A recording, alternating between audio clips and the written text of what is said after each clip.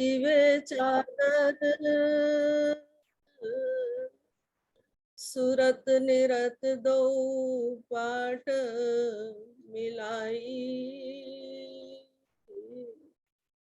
ज्ञान की सुई विवेक का धागा, तप योग धरे कठिनाई। सतगुरु दर्जी सीवे चादर सुरत निरत दो पाट मिलाई, ज्ञान की सुई विवेक का धागा, तप योग धरे कठिनाई। निर्वाण शब्द की अखंड चादर कोई विरला गुरुमुख ओढ़े, मंगत तिसके चरण कमल में। नित नित प्रीति जोड़े, निर्वाण शब्द की अखंड चादर कोई विरला गुरुमुख ओढ़े, मंगत तिसके चरण कमल में। नित नित प्रीति जोड़े। ओम ब्रह्म सत्यम सर्वदा। महापुरुष इस जग में संसारियों के कल्याण के लिए, हमारी मनस्थिति को स्तंभित करने के लिए और इस भाव सागर से विजय प्राप्त करने के लिए, हमारे कल्याण के लिए बार बार अवतार लेते हैं और अपनी शिक्षा द्वारा, विचार द्वारा, वाणी द्वारा हम रोगियों के कष्ट का निवारण करते हैं। महाराज जी का सत उपदेश अमृत हम बड़े एकाग्र चित्त होकर सुनेंगे। वाणी बहुत सरल है लेकिन अर्थ बहुत गहन है। जब तक चित्त की एकाग्रता नहीं बनती तब तक विचार चित्त के अंदर टिकते नहीं है, चित्त के अंदर स्तंभित नहीं होते हैं। इसलिए मन की एकाग्रता होनी बहुत जरूरी है। आप फरमा रहे हैं, शरीर रूपी संसार में जीव ने जब से प्रवेश किया है तब से सुख का उसको ज्ञान है। शरीर रूपी संसार में सतपुरुष फरमा रहे हैं कि ये जो शरीर है ये अलग चीज है, ये एक यंत्र है, ये एक मशीन है जो हमें अपने कल्याण के लिए, ईश्वर को प्राप्त करने के लिए मिली है। और जीव इसमें, जीवात्मा इसमें विराजमान है। इस शरीर रूपी संसार में जीव ने जब से प्रवेश किया है तब से सुख का उसको ज्ञान है। उसे खाने पीने की होश होती है। जो जो शरीर बढ़ता जाता है त्यों त्यों उसको हर तरह के सुख दुख का पता लगता जाता है। बच्चे के जरा प्यार से बुलाया गया, बच्चे को जरा प्यार से बुलाया गया तो वह खुशी से हंसने लगता है। जरा गुस्से से कुछ कहो तो रोने लगेगा। भूख लगने पर रोना शुरू कर देता है, दुख हो तो चिल्लाता है। बाहर मुखी वृत्ति दिन ब दिन जो जो बढ़ती जाती है, माता पिता भाई और सब प्यार करने वालों को अच्छी तरह समझने लगता है। अनेक पदार्थों को देखती हुई बुद्धि किसी एक चीज में नहीं ठहरती। जीव जिस चीज को ग्रहण कर लेता है चंद दिनों के बाद उसका लगाव खत्म हो जाता है। फिर दूसरी चीज की तपिश में लग जाता है, एक चीज से बोर हो जाता है और फिर दूसरी चीज की तपिश में लग जाता है, दूसरी चीज के विचार चिंतन मनन में लग जाता है। इस तरह किसी को ग्रहण करता है और किसी को छोड़ता हुआ संसार में भटकता रहता है। किसी चीज को ग्रहण करता है और किसी को त्याग करता है, इसी में वृत्ति लगी रहती है और संसार में उसकी मनोवृत्ति भटकती रहती है और खुशी और गमी को प्राप्त होता रहता है। किसी चीज द्वारा तृप्ति प्राप्त नहीं होती। सत्पुरुष फरमा रहे हैं कि संसार की किसी चीज से उसको सेटिस्फेक्शन नहीं मिलती। हर एक जीव का यही हाल है। सत्पुरुष कह रहे हैं कि हर एक जीव का, संसार के हर एक प्राणी का यही हाल है। बगैर तत्व ज्ञान के यह बुद्धि जुग जुग तक भ्रमती रहती है, सार को नहीं समझती। बगैर ब्रह्म ज्ञान के, बगैर आत्म ज्ञान के ये बुद्धि युगों युगों तक भटकती रहती है। अमीर गरीब राजे राणे सब ही भटक रहे हैं। सत्पुरुष इस संसार की झांकी हमारे सामने प्रस्तुत कर रहे हैं। महापुरुषों की त्रिकालदर्शी सत्पुरुष, उनको सब जानकारी होती है। हम संसारी भटके हुए होते हैं। वो अपने ज्ञान द्वारा देखे समझा रहे हैं, अमीर गरीब राजे राणे सब ही भटक रहे हैं। पशु पक्षी और योनियों का भी यही हाल है, जो संसार में दिखाई दे रहे हैं हमें पशु पक्षी। मानुष जन्म में महानता यही है कि आत्म तत्व को जानने का यत्न प्रयत्न कर सकता है। मानुष जन्म की यही इंपॉर्टेंस है कि ये इस जीवन में उस आत्म शक्ति को प्राप्त कर सकता है, उस आत्मा के साथ जुड़ सकता है। जो मनुष्य आत्म तत्व के भेद को जान लेता है, वह किसी न किसी समय मोह माया के जाल से खुलासी प्राप्त कर लेता है। बार बार ऐसी सत सोच और ऐसा सत्यतन धारण करना चाहिए, ऐसा विचार करना चाहिए कि यह जीव कहाँ से आया है और कहाँ जाना है। इसने आखिरकार इस हरे भरे संसार को छोड़ना है। पैदा होने और शरीर छोड़ने का दुख इसे बार बार देखना पड़ता है और भी कई तरह के क्लेश इसे उठाने पड़ते हैं। आप फरमा रहे हैं कि पैदा होने और शरीर छोड़ने का दुख इसे बार बार देखना पड़ता है और भी कई तरह के क्लेश इसे उठाने पड़ते हैं। आप वाणी में भी फरमाते हैं, विपत घनी संसार में देखी, विपत घनी संसार में देखी, जन्म मरण दुख अधिक वशेषी, जन्म मरण दुख अधिक विशेषी। संसार में तो दुख है ही है, लेकिन आप फरमा रहे हैं कि पैदा होने और मरने का दुख अधिक विशेष है, अधिक भारी है। उसका हमें ज्ञान नहीं है, लेकिन सत्पुरुष असलियत फरमा रहे हैं कि उस समय जीव को कितना कष्ट, कितना क्लेश, कितना दुख होता है।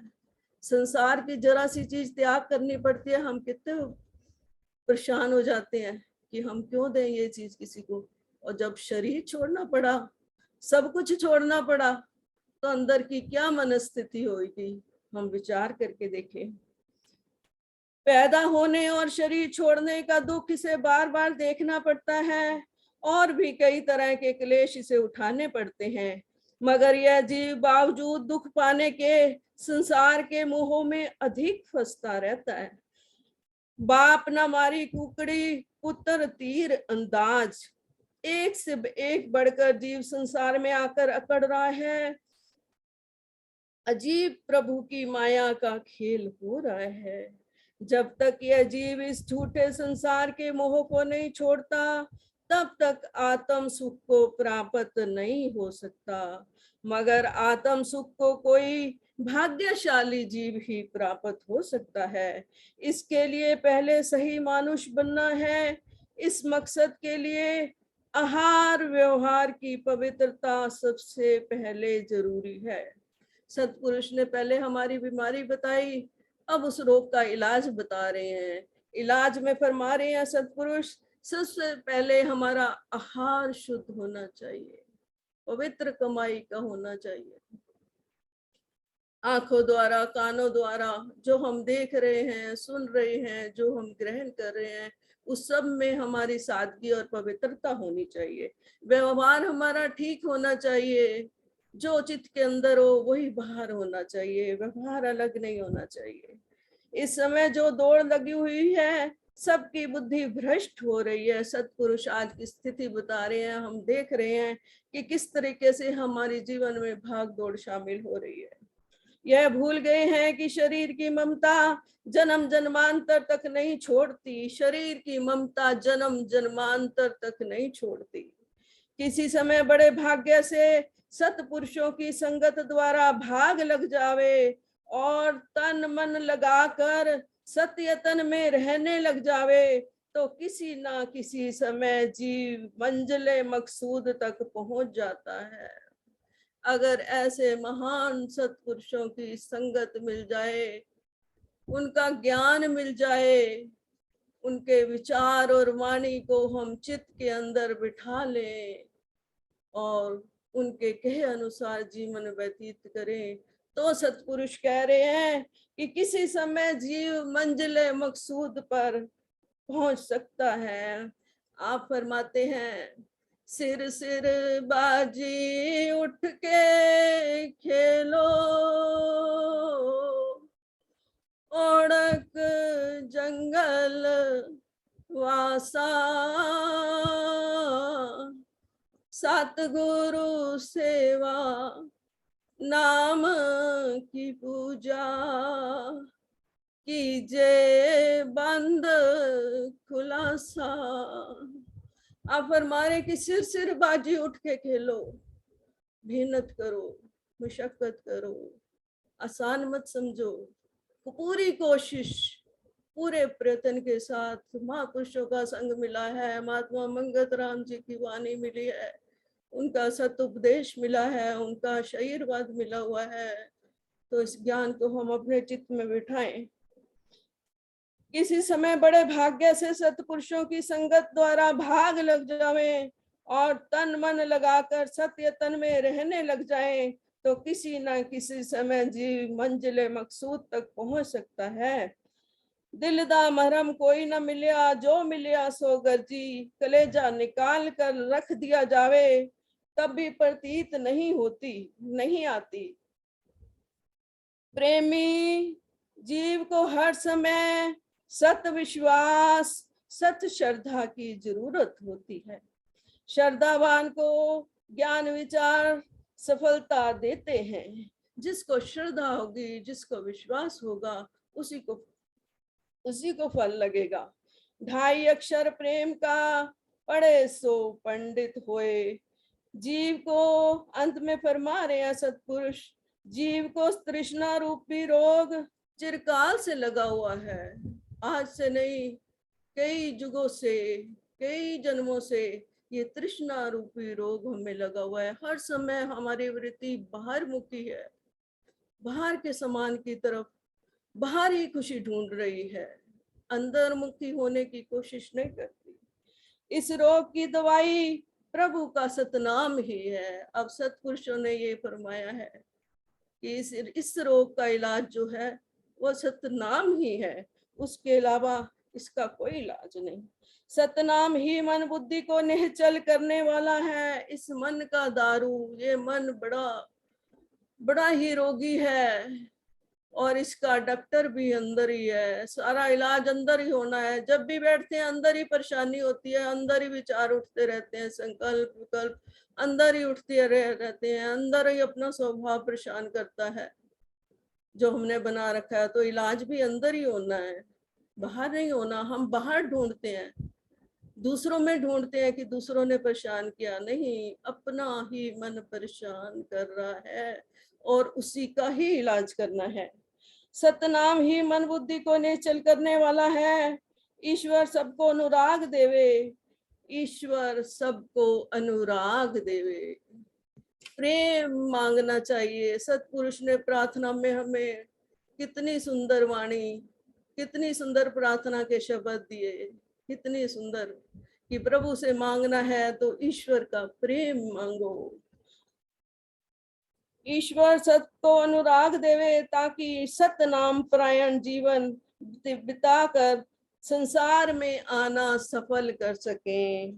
सतपुरुष फरमा रहे हैं, ईश्वर सबको अनुराग देवे, ईश्वर प्रेम देवे, ताकि हमारी सतनाम में दृढ़ता हो और हमारा देह प्राण जो जीवन है उससे हटकर हम सतनाम की तरफ लगे और संसार में हमारा आना सफल हो सके। ओम ब्रह्म सत्यम सर्वाधार। गलती के लिए क्षमा प्रार्थना। ओम ब्रह्म सत्यम सर्वाधार। आज के सत्संग का सत्विचार प्रेमी बहन सरोज अरोड़ा जी हल्द्वानी से हम सबके समक्ष रखेंगी। कृपया अपना अनम्यूट करते हुए स्टार्ट कर दें।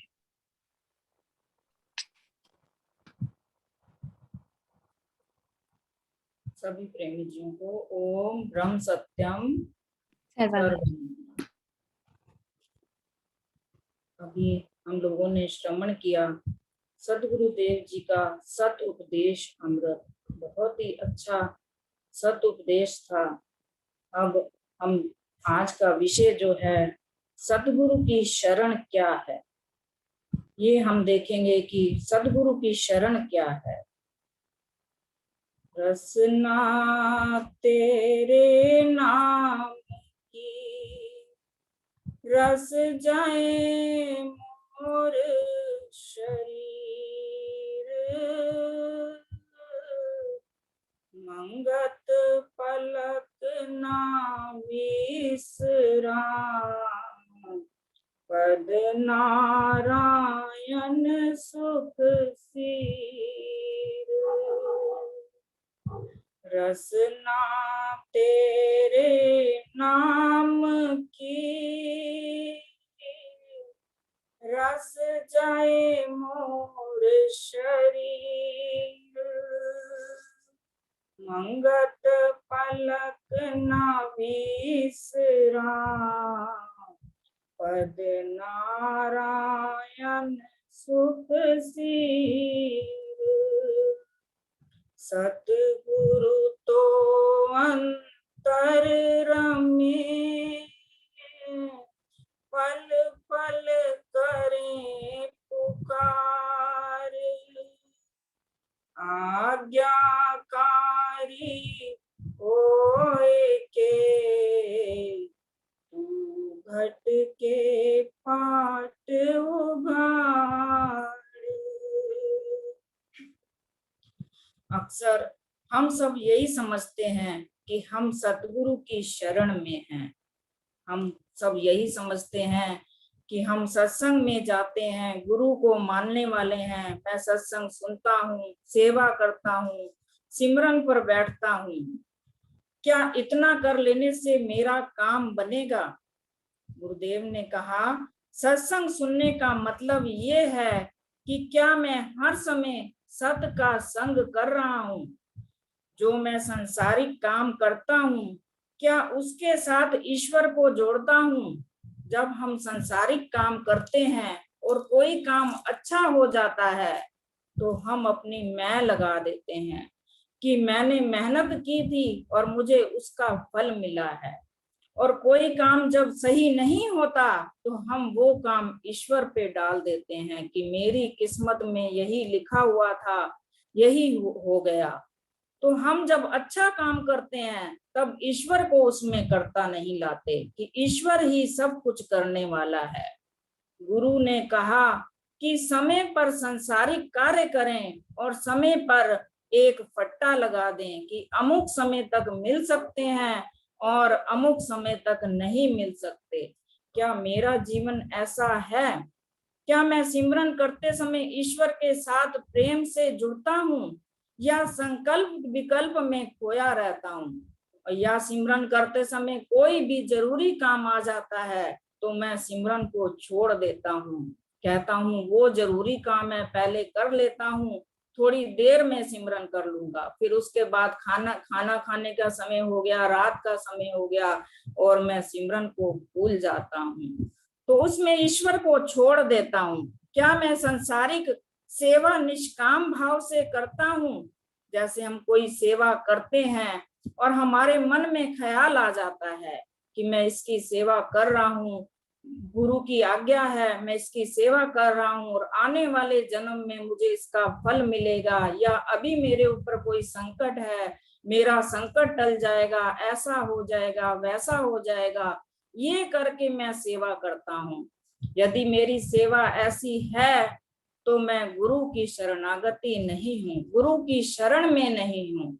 यदि मैं ये सोचता हूँ कि गुरु की आज्ञा है, सब कुछ जो दिया हुआ है वो परमात्मा का है और परमात्मा की आज्ञा है, मैं इसको दे रहा हूँ, तो उसके आगे हाथ जोड़ूं, हे ईश्वर तूने मेरे को निमित्त बनाया और सब कुछ तेरा है, अगर नहीं तो मैं कैसा आज्ञाकारी हूँ। अगर मेरा भाव निष्काम नहीं है तो मैं आज्ञाकारी नहीं हूँ और गुरु की शरण में नहीं हूँ। गुरु क्या आज्ञा कर रहे हैं, गुरु क्या दोहे में फरमा रहे हैं? सतगुरु तो अंतर रमे पल पल करे पुकार, आज्ञाकारी होए के तू घटके पाट उघाड़। सतगुरु तो हमारे अंदर बैठे हैं और एक एक पल बार बार हमें पुकार रहे हैं। जब तक मैं आज्ञाकारी नहीं होता हूँ तब तक अंदर का जो दरवाजा है वो नहीं खुल पाएगा, और मैं आज्ञाकारी पूरी तरह से जब तक नहीं होऊंगा तो कभी भी अंदर का दरवाजा नहीं खुल पाएगा। मैं दूसरों की बात तो करता हूँ कि उसके अंदर कमी है, गुरु भाव नहीं है, मेरे अंदर है, मैं गुरु की आज्ञाओं का पालन करता हूँ। गुरु ने कहा अपनी कामनाओं को कम करके दूसरों की सेवा में मैं तन मन धन अर्पण करूं। क्या मेरी कामनाएं कम हुई? जितनी जरूरत है क्या मेरी कामनाएं उतनी ही हैं? हम अपने आप को अंदर से टटोलें, क्या मैं गुरु की आज्ञाओं का पालन कर रहा हूँ? मैं मानता तो हूँ कि मैं गुरु की शरण में हूँ, गुरु ने 5 नियम बताए, मैं सब अपना रहा हूँ, लेकिन क्या सचमुच मैं गुरु की आज्ञाओं का पालन करता हूँ? क्या मेरी कामनाएं कम हुई? हम सब पर कर्मों का बहुत बड़ा कर्जा चढ़ा हुआ है, लोड है हमारे ऊपर कर्मों का। कुछ हमारे संचित कर्म हैं जो ईश्वर के पास जमा रहते हैं, जो हम प्रारब्ध भुगत रहे हैं, और कुछ हम वर्तमान के कर्म बना रहे हैं, नई नई कामनाएं कर रहे हैं। कुछ हमारे संचित कर्म होते हैं जो ईश्वर के पास जमा रहते हैं। हमारी कामनाएं धीरे धीरे ईश्वर पूरी करता जाता है, हम वही कामनाएं पूर्ण करने संसार में आते हैं, लेकिन क्या करते हैं, वो कामनाएं पूरी होती हैं, उसके बाद हम कई नई कामनाएं खड़ी कर लेते हैं। कुछ हम भुगत रहे होते हैं, कुछ भविष्य के लिए फिर से जमा हो जाती हैं और फिर से हमारा जन्म हो जाता है। 2 तरीके हैं इससे छूटने के लिए कि हम इससे कैसे छूट सकते हैं। हमारे जो संचित कर्म हैं वो भस्म हो सकते हैं अगर हम सच्चे मन से गुरु की शरणागति हो जाएं, गुरु की शरण पकड़ लें, तो हम जन्म मरण के चक्र से छूट सकते हैं। गुरु से प्रेम करें, उसकी आज्ञाओं का पालन करें, तो जन्म मरण के चक्र से भी छूट सकते हैं। दूसरा तरीका है लड़ते झगड़ते रहें, रातें जागते रहें, चिंता करते रहें, कर्मों को बढ़ाते रहें और जन्म मरण के चक्कर में पड़े रहें। लेकिन असल बात यह है कि शरण लेना और करनी में बहुत बड़ा अंतर है। अपने आप को किसी के हवाले करना पड़ता है। एक बार बादशाह इब्राहिम के पास एक व्यक्ति आया। बादशाह ने पूछा, तुम्हारा नाम क्या है? काम के लिए वो व्यक्ति आया था। तो बादशाह ने उससे पूछा, तुम्हारा नाम क्या है? तो वो व्यक्ति कहता है, जो आप रखोगे। कौन सा काम करोगे? जो आप दोगे। कोई तुम्हारी ख्वाहिश कामना? तो वो व्यक्ति कहता है, गुलाम की कोई ख्वाहिश नहीं होती। शरण इसको कहते हैं। शरण लेनी बहुत औखी है। जो शरण लेते हैं उनकी जिंदगी और हो जाती है। जैसे हमने कभी नदी किनारे देखा होगा, दो तैराक होते हैं, एक को बहुत हाथ पैर मारने पड़ते हैं और दूसरा स्मूथली तैरता रहता है। तो जो शरण लेता है वो सब कुछ अपने गुरु के पास छोड़ देता है कि गुरु जिसमें खुश है, गुरु की बस आज्ञाओं का पालन करता जाता है।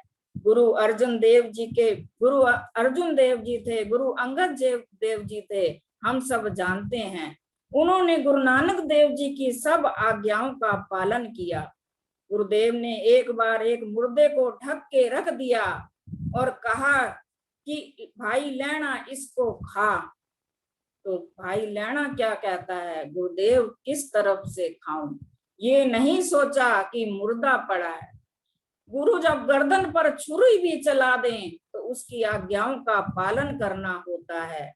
एक बार गुरुद्वारे में बहुत सारी संगत आ गई, लंगर कम पड़ गया। गुरु नानक देव जी बैठे हुए थे तो एक शिष्य उनके पास आया कि गुरुदेव लंगर कम हो रहा है। तो गुरुदेव ने अपने बच्चों से कहा, लड़कों से कहा कि सामने एक कीकर का वृक्ष है, उसके ऊपर चढ़ो और कीकर को हिलाओ, उसमें से मिठाइयां निकलेंगी, मिठाइयां नीचे गिरेंगी और वो संगत को बरता देना। लड़के, गुरु नानक देव जी के लड़के हंस के चले गए कि कभी कीकर से भी मिठाई निकलेगी। फिर उन्होंने गुरु अंगद देव जी से कहा कि भाई लैना तू चढ़ कीकर पे। तो भाई लैना ने गुरु की आज्ञा का पालन किया, कीकर के ऊपर चढ़ गए, कीकर को हिलाया और मिठाइयां नीचे गिरी और संगत में बरताई गई। ये होता है शरण लेना कि गुरु जो कह रहा है, चाहे वो सही है चाहे गलत है, उसको कर लेने में मेरी भलाई है। गीता में श्री कृष्ण भगवान ने 700 श्लोक अर्जुन को सुनाए। तब अर्जुन ने कहा कि मेरा दिमाग काम नहीं कर रहा, केशव मुझे कोई आसान सा तरीका बताओ, आसान तरीका क्या है मेरे लिए? तो श्री कृष्ण भगवान ने क्या कहा, सर्व धर्मा परित्यज्य माम केम शरणम वनज, यानी सब धर्मों को छोड़ दे और मेरी शरण में आ जा।